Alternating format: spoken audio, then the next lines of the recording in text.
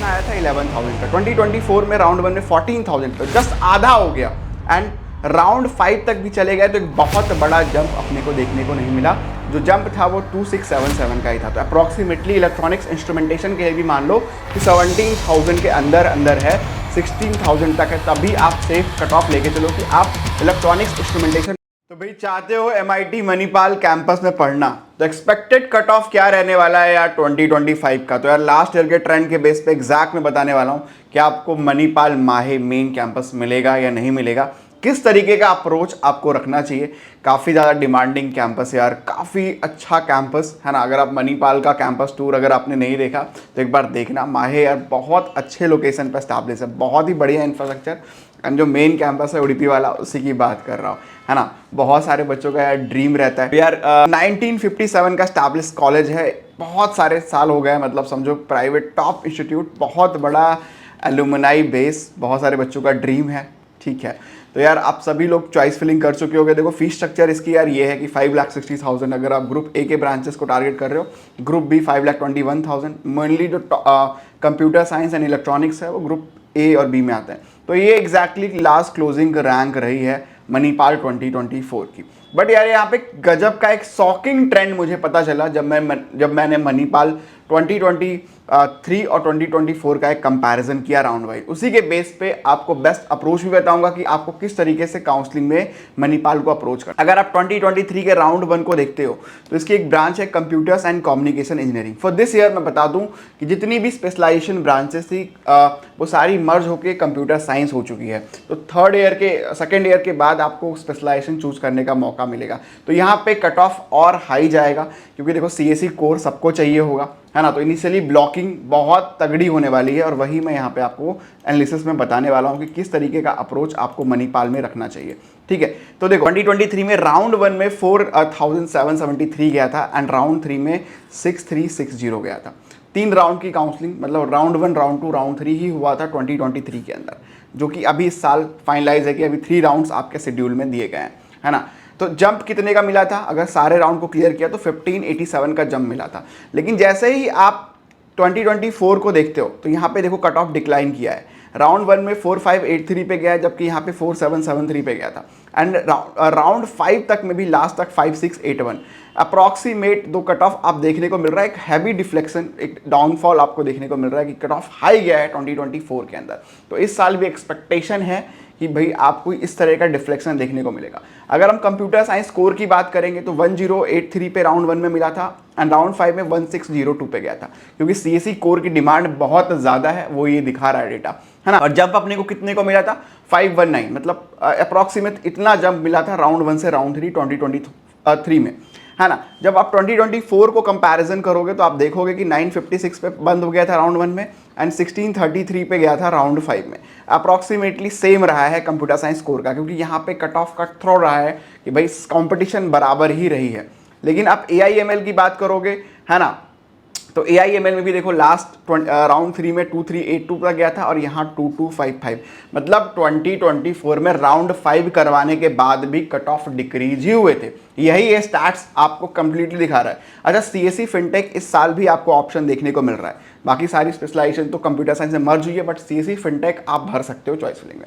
इसी के बेस पे डिसाइड होगा कि कंप्यूटर साइंस की ब्रांच आपको मणिपाल माहे कैंपस में कितनी रैंक तक मिल जाएगी। तो देखो 3704 पे राउंड 1 में गया था 2023 के, एंड जैसे ही आप 2024 में आते हो यार 3737 अप्रॉक्सीमेट मात्र 33 का जंप हुआ था। मतलब राउंड 1 से राउंड 3 में इतना ही जंप आपको देखने को मिला था। मतलब इससे ये हो जाता है कि कंप्यूटर साइंस वाली ब्रांच में बहुत हैवी डिफ्लेक्शन देखने को नहीं मिला। अब यहाँ पे देखो 2024 में राउंड 1 में ये 2210 पे गया था, है ना, और लास्ट राउंड में 3189। तो यहाँ पे एक हैवी डिफ्लेक्शन देखने को मिला, लेकिन स्टिल जो कट ऑफ है वो काफ़ी कम गया, मतलब 3700 से यहाँ पे 3189। तो अप्रॉक्सीमेट यहाँ पे भी आपको डिक्रीज देखने को मिल रहा है कट ऑफ में मणिपाल के। तो ये आप कह सकते हो कि अगर आपकी रैंक 3000 तक है तभी आप श्योरिटी मानो कि आपको मणिपाल मेन कैंपस में कंप्यूटर साइंस का ऑप्शन देखने को मिलेगा। ये फिनटेक टेक्नोलॉजी से है, क्योंकि इसके नीचे ही आपका सारा बंद होने वाला है। अच्छा, डेटा साइंस एंड आईटी वाली जो ब्रांचेज हैं ये भी अभी आपको नहीं दिख रही हैं मणिपाल मेन कैंपस के अंदर, है ना। तो अगर आप आईटी की बात करोगे तो यहाँ पे देखो थोड़ा सा आपको जंप देखने को मिला है। आईटी में थोड़ा सा ऊपर गया है कट ऑफ, क्योंकि थर्ड राउंड में 4765 गया था और यहाँ पे 5148 गया था। डेटा साइंस की बात करोगे तो अप्रॉक्सीमेटली यहाँ पे भी डाउनफॉल देखने को मिला है। तो आईटी में ही कट ऑफ जंप हुआ था, लेकिन अब सब स्पेशलाइजेशन के बाद आने के बाद अप्रॉक्सीमेट मान लो कि 3000 से लेके 3500 तक सेफ स्कोर मानो, अगर इतना है तो ही आप कंप्यूटर साइंस को टारगेट कर पाओगे, क्योंकि हर साल एक डिक्रीज हमें कट ऑफ में देखने को मिल रहा है। इलेक्ट्रॉनिक्स ब्रांच के साथ भी हमें सेम केस देखने को मिल रहा है कि 2023 में अगर माहे कैंपस की बात करें तो 6788 पे कट ऑफ गया था, एंड 2023 के राउंड 3 में अप्रॉक्सीमेट 8820 पे कट ऑफ चला गया, है ना। तो मतलब जिसकी रैंक 8800 भी थी उसको ईसीई मिल गई थी 2023 के अंदर। बट यहाँ पे भी आप एक स्लाइटली डाउनफॉल देखोगे कि भाई राउंड 1 बहुत ऊपर स्टार्ट हुआ था 5909, जहाँ से कंप्यूटर साइंस बंद हुआ है वहाँ से बच्चों ने ईसीई प्रेफर किया है ना। मतलब कंप्यूटर साइंस की एलाइड बंद हुई तो ईसीई को टारगेट वहीं से किया गया। एंड यहाँ पे आप देखोगे कि 7255 मतलब 7255 के आसपास राउंड 5 तक ईसी कंप्लीटली क्लोज हो गई थी। ये जंप जो दिखने को मिला है वो 1300 का एक जंप राउंड 1 से राउंड 5, मतलब 3 राउंड की काउंसलिंग हुई और यहाँ 5 राउंड की काउंसलिंग हुई, लेकिन स्टिल जो आपको डाउनफॉल देखने को मिल रहा है एक बड़ा डाउनफॉल। अप्रोक्सीमेटली आप देखोगे तो 1600 के आसपास आप देखोगे कि पहले क्लोज हो गया इलेक्ट्रॉनिक्स की ब्रांच, है ना। इंस्ट्रूमेंटेशन वगैरह में भी आप देखोगे तो बहुत बड़ा एक हैवी डाउनफॉल देखने को मिलेगा। आप ये देखिए इलेक्ट्रॉनिक्स इंस्ट्रूमेंटेशन जो मणिपाल कैंपस का है वो राउंड 1 में 22,000 तक चली गई थी 2023 के अंदर, एंड राउंड 3 में 34,000 तक मिला था। लेकिन जैसे ही आप 2024 का स्टार्ट देखोगे ये जंप कितना आया था 11,000 का। 2024 में राउंड 1 में 14,000 पर जस्ट आधा हो गया, एंड राउंड 5 तक भी चले गए तो एक बहुत बड़ा जंप अपने को देखने को नहीं मिला। जो जंप था वो 2677 का ही था। तो अप्रॉक्सीमेटली इलेक्ट्रॉनिक्स इंस्ट्रूमेंटेशन के लिए भी मान लो कि 17,000 के अंदर अंदर है, 16,000 तक है, तभी आप सेफ कट ऑफ लेके चलो कि आप इलेक्ट्रॉनिक्स इंस्ट्रूमेंटेशन तक को टारगेट कर पाओगे मणिपाल काउंसलिंग के ऊपर, है ना। अगर आप इलेक्ट्रॉनिक्स वीएलएसआई को देखोगे तो यहाँ पे तो कोई राउंड 1 से राउंड 3 में कुछ ज़्यादा ग्रोथ देखने को ही नहीं मिला, लेकिन एक हैवी डिफ्लेक्शन आपको दिखेगा कि भाई जो इलेक्ट्रॉनिक्स वीएलएसआई बहुत ऊपर रैंक तक गई थी राउंड 3 में 2023 की काउंसलिंग में, अब यहाँ पे जरा देखोगे कि वो बहुत नीचे बंद हुई है 2024 में, मतलब अप्रॉक्सीमेट जो है 8600 पे बंद हो गई। तो राउंड बच्चे बिल्कुल लोअर ब्रांचेस को मैं अगर मणिपाल में टारगेट करूं तो उसकी भी डिमांड बहुत ज्यादा है, ऐसा नहीं कि कम है। जैसे आप बायोमेडिकल इंजीनियरिंग को देखोगे 2023 में 46,000 तक मिला था राउंड 1 में, राउंड 3 में अगर आप जाते तो 47,000 तक मिला था। तो बहुत बड़ा जंप यहाँ पे देखने को नहीं मिला। मतलब देखो जिन बच्चों को मिली उन बच्चों ने सीट ले ली। देखो जब भी आपको कट ऑफ में काउंसलिंग में जंप देखने को मिलता है इसका मतलब यह है कि उन बच्चों ने सीट छोड़ी और पीछे वाले रैंक तक बच्चों को मिली। जंप आपको मिनिमल देखने को मिलता है, इट मींस कि जिसको वो सीट मिली उसने उस सीट को एक्सेप्ट कर लिया, उसने एडमिशन ले लिया, है ना। तो यहाँ पे जब हम देखेंगे तो अप्रोक्सीमेटली 32,000 राउंड 5 2024 की काउंसलिंग के राउंड 5 के एंड में जाके 32,000 पे जाके ये बंद हो गया। तो अप्रोक्सीमेटली 3942 का एक जंप तो देखने को मिला, बट इसके कंपैरिजन में 15,000 का डिफ्लेक्शन आपको देखने को मिला। तो इतने ज्यादा डिमांडिंग है मणिपाल के लोअर ब्रांचेस भी। अप्रोक्सीमेटली आइडिया लगा लो कि 30,000 रैंक तक है तभी आपको बायोमेडिकल इंजीनियरिंग का एडमिशन मिल पाएगा मणिपाल मेन कैंपस में।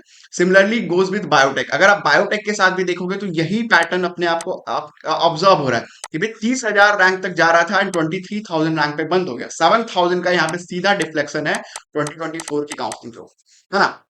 तो यही सब मैकेनिकल के साथ आप देखोगे तो मैकेनिकल के साथ भी यही था कि 47,000 पे बंद हुआ था 2023 में और यहाँ 23,000 पे बंद हो गया है। मेगाट्रॉनिक्स के साथ आप देखोगे 38,000 एंड सीधा 19,000, ऑलमोस्ट 50% का डिफ्लेक्शन। मेगाट्रॉनिक्स की भी डिमांड मेन कैंपस माहे में बहुत ज्यादा है ना।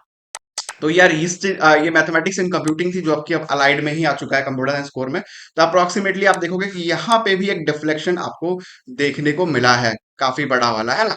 तो इससे अपने को आइडिया ये लगा कि जो काउंसलिंग मणिपाल की रही है उसमें ईयर बाय ईयर यहाँ पे आपको कट ऑफ में डिक्रीमेंट ही देखने को मिला है। तो उसी हिसाब से अपने को सेफ जो है चॉइस फिलिंग करके चलना पड़ेगा, माइंड मेकअप करके चलना पड़ेगा। इस कट ऑफ एनालिसिस के बाद एक तो आइडिया लग गया कि भैया 2023 से एंड 2024 में बहुत ज्यादा डिमांड अपने को मणिपाल काउंसलिंग में देखने को मिली। हालांकि लोग कह रहे थे कि 2023 में राउंड 3 हुआ था एंड 2024 में राउंड 5 हुआ था, लेकिन अगर पांचों राउंड तक चले गए, तब भी तो बहुत बड़ा जंप देखने को नहीं मिला।